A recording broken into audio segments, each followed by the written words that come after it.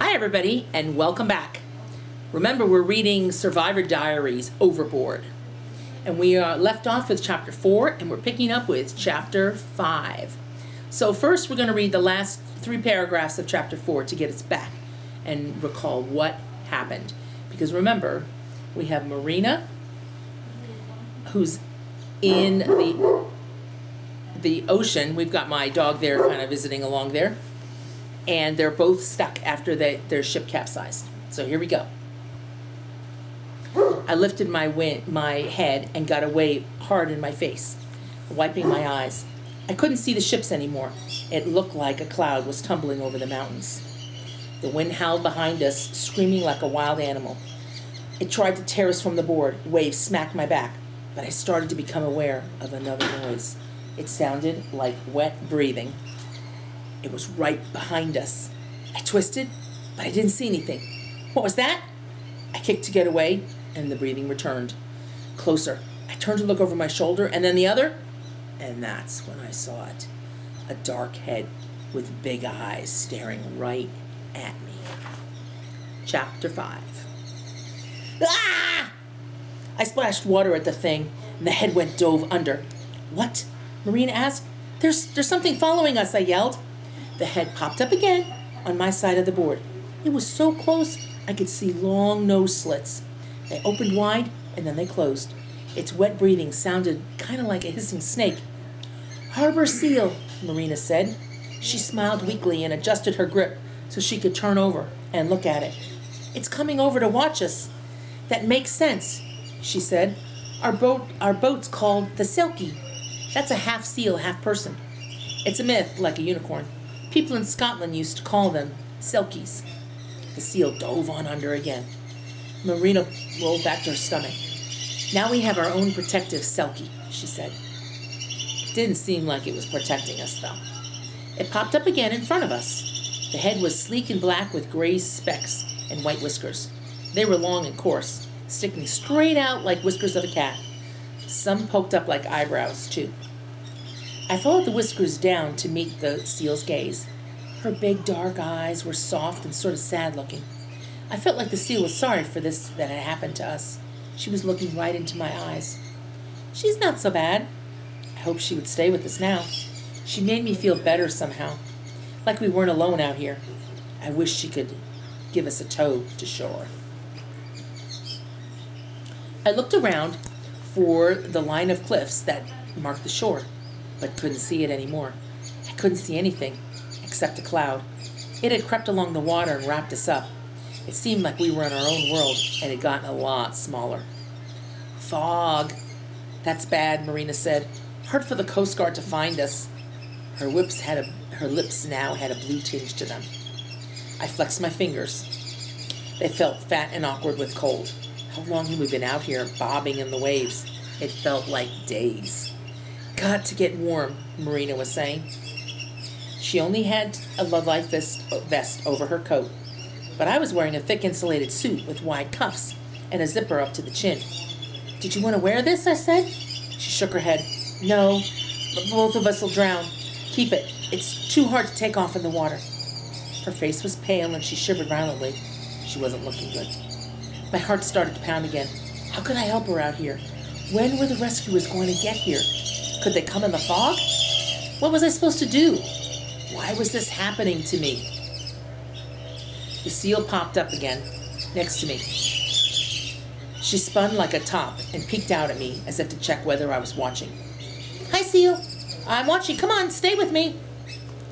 She swam a little ahead and then came back to stare, then swam again in front of me. You want me to chase you? I kicked. My feet were so numb I could hardly feel them. Wait up, I'm not as fast as you. The seal swam ahead and I kicked to follow. She twisted, spun and dove. She popped up next to me as if this was all just a giant game. She made me smile, gave me something to look at besides this dense fog and endless waves, made me forget to be scared. The fog made the waves seem bigger. They pounded me into the board and shoved us violently. Then I heard something ahead of us, crashing waves like on a shore. I kicked harder and harder, and suddenly tall trees peered out of the fog, like King Kong looming over us. Marina! Marina, there's a shore! Rip current, she said quietly. I kicked desperately towards it, but a strong current pushed us back. I used the last of my energy, pulling with one arm while gripping the board with the other, and it looked like a river of foam between us and the shore. My arms and legs flailed madly. Still, we were no closer. The current was just too strong. Marina, come on, help me kick. My voice sounded faint behind the pounding on my ears. There was no way I could get us in. My whole body vibrated with exhaustion. I gripped the board and leaned against Marina, taking in big gulps of air. We were going to drown 20 feet from shore. Okay, let's zoom in on our picture here. We've got a picture of them stuck there on that plywood board, and there you can see the harbor seal is looking right at them. Suddenly, Selkie popped up next to us again. I started fighting the current and drifted toward her. Her gaze drilled into me. She seemed to be telling me to find the strength to follow her again. I let the current push me out and then along the shoreline, following Selkie. I managed to kick a little as the waves battered us from the side. We crept farther along the shore, past the thick foam, into a patch of kelp. Finally, the current stopped pushing us out. Selkie barked at me, and then she disappeared. I struggled toward the shore. We were going to make it. Powerful waves picked us up and sucked us backward. I clutched the board and yelled, and then we were shoved forward, hurtling down the face of a wave. As we approached the shore, I stretched my feet toward the bottom, but they didn't quite touch yet. Another wave sucked us back, and then spit us back closer again. My feet dragged on gravel, but I couldn't hold. We shot backward again, and then forward, slamming into the hard rocks. Marina cried out. I clutched, scraping and clawed to get out of the water. It pulled and tried to yank us, but I fought. Marina struggled to get up. I grabbed her and pulled her with me. She still held the board as if she were frozen to it, or didn't want to give it up. But we had made it to shore. There they are, along the beach.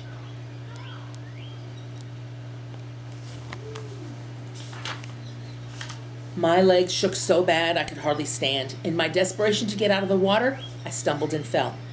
The waves and kelp pulled at my arms and my legs. The air felt warmer, but the wind chilled my icy skin. I had to stay on shore. No more cold ocean. I dragged Marina and the board, tripping and flopping until we collapsed in a heap on top of a bunch of slimy, thick seaweed. We made it, Marina! We're saved! I lifted my head and looked around for a house, for cars, or people. There were no houses or roads or docks. All I could see were rocks and trees. Help! I screamed, and the only sound back was the roar of the surf.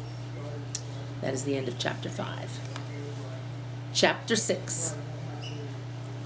What should we do now? Where are we? I asked. No response. I turned. Marina! Marina! She was curled in a ball where I had left her. Need warm, is all she said. I helped her lean against a clump of bushes so she looked more comfortable. What had she said out on the water? We needed to start a fire and make a shelter. But how? Marina, tell me again what to do. She looked at me and shivered. I scanned up and down the shoreline, rocks on either side. We were lucky to have drifted to this spot, otherwise we'd all been smashed against the face of the cliffs. Waves crashed brutally into the beach, flinging water high into the air. The rest of the water went on beyond the fog. How was there fog and wind? There was a narrow strip of dirt and seaweed in a line about midway between the waves and a flat section of tall, swaying grasses. The forest loomed behind the grasses. I thought of all the times I wished my mom would leave me alone and stop babying me. All the times I wished my older sister hadn't been around. Now I wish so badly there was a grown-up here. Anyone who would know what to do. I looked at Marina again. I did know what to do. She had to get warm. I yanked open the snaps on the front pockets of my suit. Nothing but an empty candy bar wrapper and a Ziploc bag with crumbs in it. Marina, do you have a lighter? No, she trembled. Do you have anything we can use besides your knife? I gazed ahead. She gazed ahead, eyes unfocused. She had something in her pocket, but I couldn't clamp my thumb and fingers together hard enough to pull the zipper open.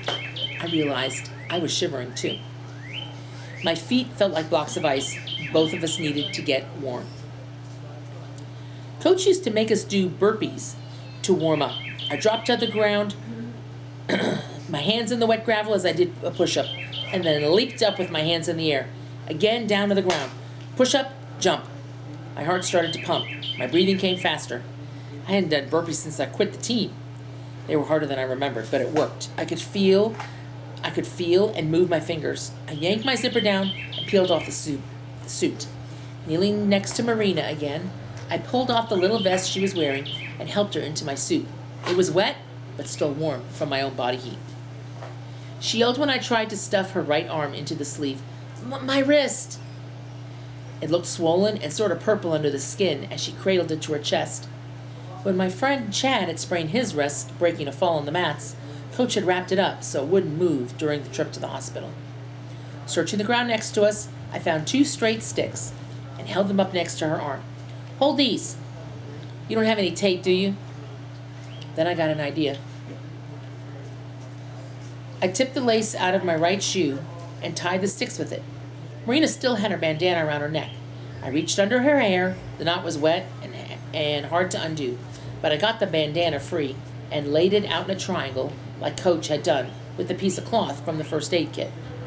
I cradled Marina's arm in that and tied the bandana around her neck so that her fingers pointed up next to her collarbone. Does that feel better? Fine, she mumbled. I searched through the pocket of her vest. My hand pulled out a plastic bag with a lighter and a small box of matches in it. Yes, I cheered, until I took a closer look at what I thought was a lighter. It was just a black rectangular block, the size and weight of a lighter. What was this thing? Why couldn't this be a lighter? I hated matches. I could never work them. The little box of matches was dry from being in the bag, but it stuck when I tried to slide it open. The box slipped from my fingers, and most of the matches fell into the mud. No! I lunged for the box, and I collected the few matches that weren't wet. More carefully, I pulled out one of the matches that were still in the box. The box says they're waterproof, so it should work, right? I tried to rub the match head along the side of the box. The thin match strip broke in my fingers. I threw it to the ground and tried another one. Again. There weren't that many dry matches left. I crouched to the ground and carefully laid the match along my finger so it wouldn't break. But when I dragged it along the strike strip, nothing happened. I never understood the coordination it takes to make a match work. Ugh! I yelled in frustration.